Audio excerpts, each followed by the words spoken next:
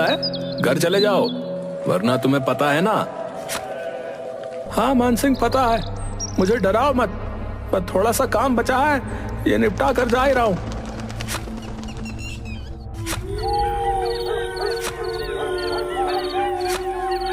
एजी, इतनी रात हो गई है और आप अभी तक यहीं हैं।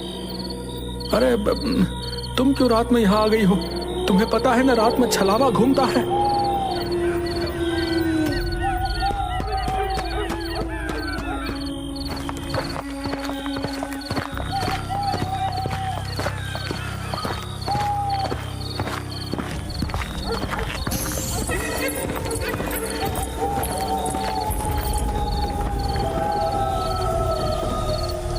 क्या हो गया? तुम रुक क्यों गई? चलो ना। वो सामने किसी औरत की लाश पड़ी है। अरे हाँ, ये कौन है? हरिया ने उसके पास जाकर देखा तो वो उसकी पत्नी की लाश थी। ये देखकर वो बहुत घबरा गया। उसने मुड़कर देखा तो उसकी पत्नी सामने भी खड़ी थी। वो उसके पास पहुंचा।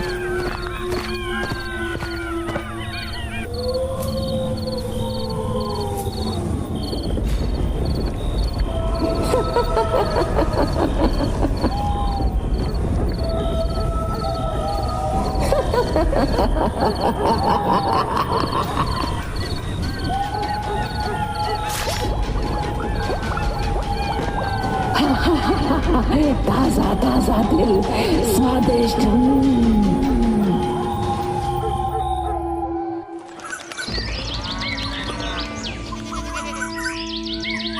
जब हरिया के छोटे भाई रमेश के पास पहुंची तो वो अगले ही दिन गांव आ गया।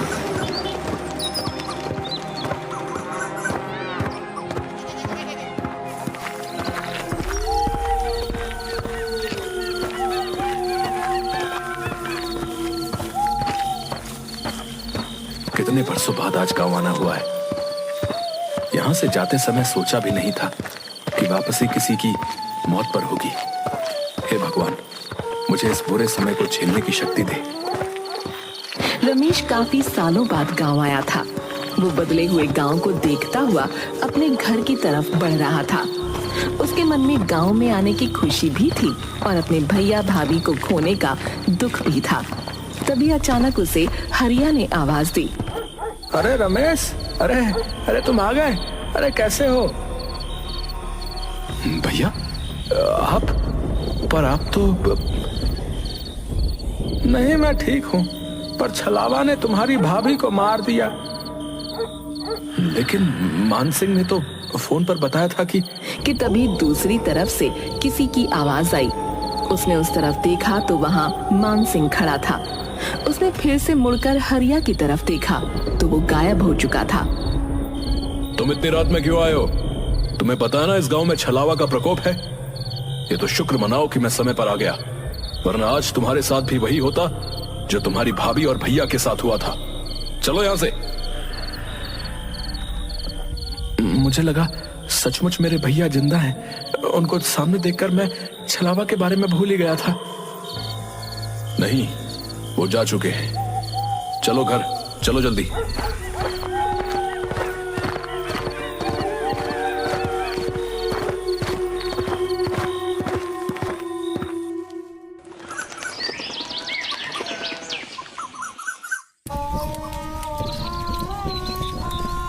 भैया, मैं आपकी चिता की अग्नि को साक्षी मानकर ये कसम खाता हूं कि मैं उस छलावा से आपका बदला जरूर लूंगा।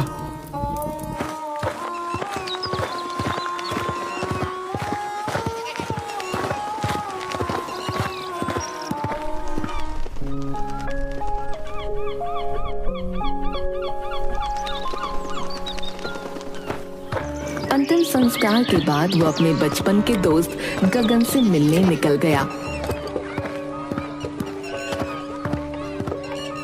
पर जब वो उसके घर पहुंचा तो वहां ताला लगा हुआ था। वो उसके बारे में किसी से पूछने ही वाला था कि तभी वो आ गया। अरे रमेश, तू कब आया? मैं तो कल आया था, पर तेरे घर में ताला क्यों लगा हुआ है? अरे मैं कुछ काम से पड़ोस के गांव गया हुआ था, बस अभी आया हूँ। तभी अचानक शोर मचने लगा। पता चला गांव से बाहर जाने वाले रास्ते पर एक लाश मिली है। उस लाश का भी दिल निकाला जा चुका था और उसका मुंह भी कुचला हुआ था। हे भगवान, ये इस गांव में हो क्या रहा है? जरूर ये छलावा का काम होगा, लेकिन मैंने तो कभी नहीं सुना कि छलावा लोगों का दिल निकालता है। पहले नहीं निकालता होगा, पर अब इन लोगों में भी अपडेट आने लगे हैं। तुझे हंसी आ रही है? ये कोई हंसने की बात नहीं है, लोग मर रहे हैं। सॉरी, तो फिर इससे बचने के लिए क्या किया जाना चाहिए बता? हमें इस छलावा से छुटकारा पाने का कोई तरीका निकालना ही पड़ेगा। उसने मेरे भैया और भाभी को मारा है, मैं उससे बदला लेना चाहता हूँ। गगन और रमेश काफी देर खड़े बातें करते रहे, पर उन्हें छलावा को मारने का कोई रास्ता नजर नहीं आता। उसके बाद रमेश अपने घर चला जाता है।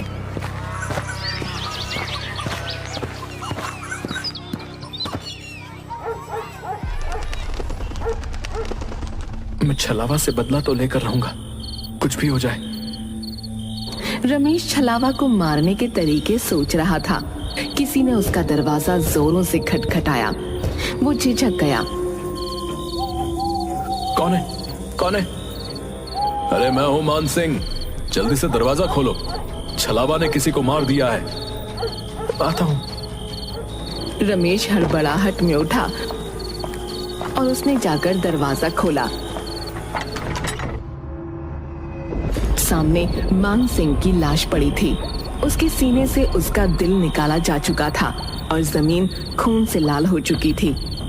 ओह माय गॉड, ये क्या हो गया? मान सिंह, तुम्हारे साथ ये किसने किया? नहीं।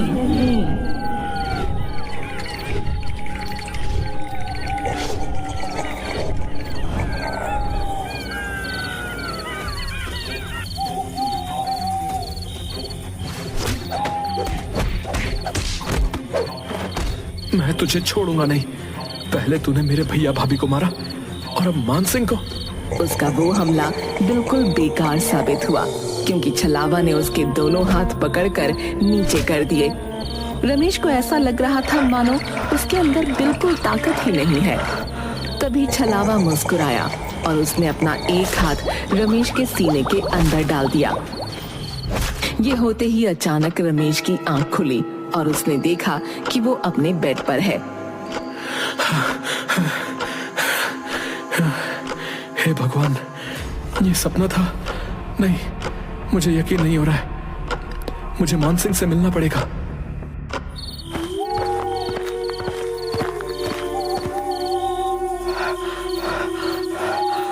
अरे क्या हुआ? तुम ऐसे हाफ क्यों रहे हो? मैंने सपना देखा कि छलावा ने तुम्हें भी मार दिया और मुझे भी। मैंने अपने बड़े बूढ़ों से सुना है कि अगर तुम्हारे सपने में कभी छलावा आए, इसका मतलब वो आसपास ही है। कहीं तुम छलावा ही तो नहीं? अरे पागल, मैं छलावा नहीं हूँ। तो खुद मेरे पास चलकर आया है। कहीं तू तो छलावा नहीं? क्या हुआ भाई, तुम लोग क्यों इतनी रात गए लड़ रहे हो? तो क्यों इतनी रात में टहल रहा है? तुझे नहीं पता रात में छलावा आता है? अरे मैं तो पीकर टुन्न रहता हूँ, छलावा मेरा कुछ नहीं कर सकता है। अरे तुम उसे छोड़ो, वो तो पिया हुआ है। ये बताओ कि छलावा कहाँ होगा?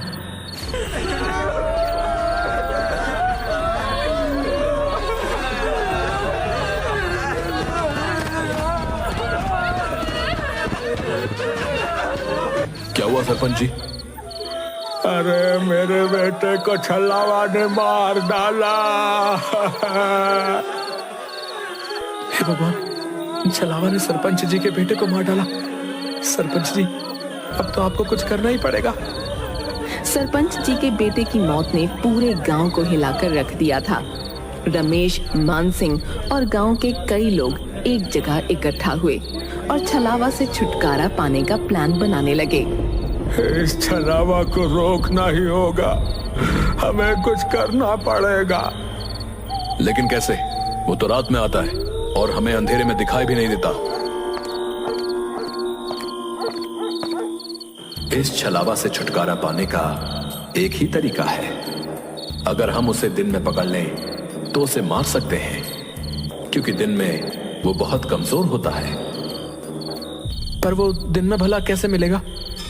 तो बस ये तरीका है कि हमें उसे रात में ही किसी तरह फंसाना होगा और फिर सुबह होते ही उसे मारना होगा।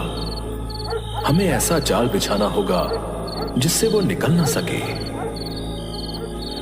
गांव के लोगों ने मिलकर एक योजना बनाई।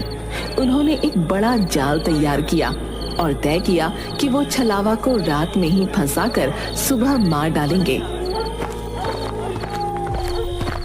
अरे गगन, तुझे पता है हम लोग छलावा को पकड़ने वाले हैं। दिन में तो वो कभी मिलेगा नहीं, इसलिए रात में ही पकड़ना है। मैं तुम्हारे साथ हूं, लेकिन ये बहुत खतरनाक काम है भैया।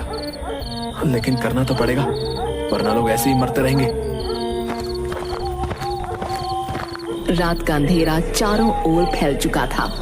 गांव के कुछ बहादुर लोग छलावा को पकड़ने की योजना के तहत इकट्ठा हुए। कई लोग डर के मारे नहीं आए थे, जिनमें गगन भी शामिल था। गगन फोन क्यों नहीं उठा रहा? उसने वादा किया था कि वो भी आएगा। शायद वो डर गया होगा। हम यहाँ हैं, हमें ही ये काम करना होगा। तभी एक ठंडी हवा का झोंका आया और सबकी रूह कांप उठी। अचानक सामने छलावा प्रकट हुआ, लेकिन हरिया के रूप में। भैया, आप जिंदा हैं? आप यहाँ कैसे? रमेश, मुझे बचा लो, छलावा मुझे मार डालेगा। रमेश का दिल जोरों से धड़कने लगा। वो अपने भाई की तरफ बढ़ा। तभी हरिया अचानक जोर से हंसने लगा और उसका रूप बदलने लगा। पहले वो एक बूढ़ी औरत बना, फिर एक जवान आदमी और फिर एक बच्चे में बदल गया। अंत में वो अपने असली भयानक रूप में आ गया। तुम लोग मुझे पकड़ने की कोशिश कर रहे हो, तुम मुझे नहीं पकड़ सकते। तभी एक आदमी ने हिम्मत दिखाई और छलावा की तरफ भागा। मैं तुझे नहीं छोड़ूंगा, आज तुझे मार कर ही रहूंगा।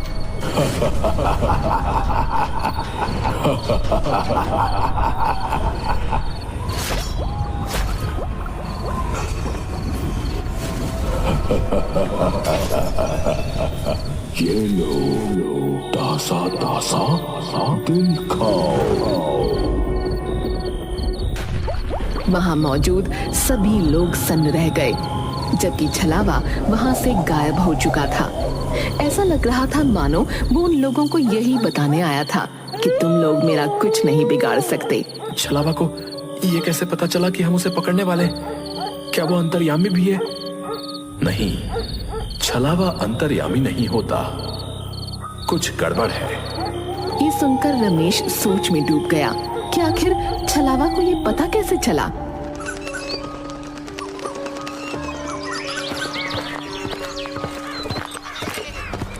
गगन, तुम कल रात को क्यों नहीं आए? मैंने तुम्हें कई बार फोन किया। यार मेरी तबीयत ठीक नहीं थी, इसलिए नहीं आ सका यार, सॉरी यार। रमेश और गगन गांव की गलियों में टहलते हुए एक पुराने मंदिर के पास पहुंचे। चलो मंदिर के अंदर चलते हैं, थोड़ी शांति मिल जाएगी। नहीं नहीं, मैं मंदिर के अंदर नहीं जा सकता, मेरी तबीयत अभी भी ठीक नहीं है। क्यों बहाना बना रहे हो? चलो अंदर।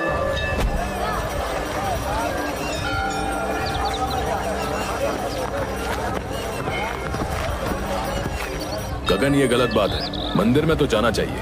हाँ हाँ, अंदर चलो, तुम्हें अच्छा लगेगा। नहीं, मुझे छोड़ दो, मैं अंदर नहीं जा सकता। गगन बुरी तरह छटपटाने लगा, लेकिन रमेश, मान सिंह और सरपंच ने मिलकर उसे पकड़ा और मंदिर के अंदर खींच लिया। मंदिर के द्वार के अंदर जाते ही गगन जोर जोर से चीखने लगा। मुझे पता चल चुका है कि तुम ही छलावा हो। जिस लड़के का छलावा ने मुंह कुचल दिया था, उसकी पोस्टमार्टम रिपोर्ट आज सुबह आ गई और पता चला कि वो तो गगन था। यानी जो गगन मुझसे मिलता है वो छलावा है, जो दिन में गांव की खबरें लेने आता है और रात में शिकार करता है। भयानक बदलाव आ गया। उसकी आंखें लाल हो गईं और उसका चेहरा जैसे फटने को हो गया। वो खुद को छुड़ाने की कोशिश में बुरी तरह से चीख रहा था। मुझे छोड़ दो। तूने मेरे भैया भाभी दोस्त सबको मार डाला आज मेरा बदला पूरा होगा। रमेश और बाकी लोगों ने उसे मंदिर के पवित्र स्थान की तरफ खींचा और उस पर गंगा जल डाला। छलावा की चीखें और भी तेज हो गईं और उसके शरीर से धुआं निकलने लगा। मंदिर के पवित्र वातावरण में वो धीरे धीरे राख में बदलने लगा। ये हमारे गांव की शांति के लिए जरूरी था। अब छलावा का आतंक खत्म हो जाएगा। छलावा का शरीर पूरी तरह से जलकर राख हो गया। सबने राहत की सांस ली और गांव में फिर से शांति लौट आई।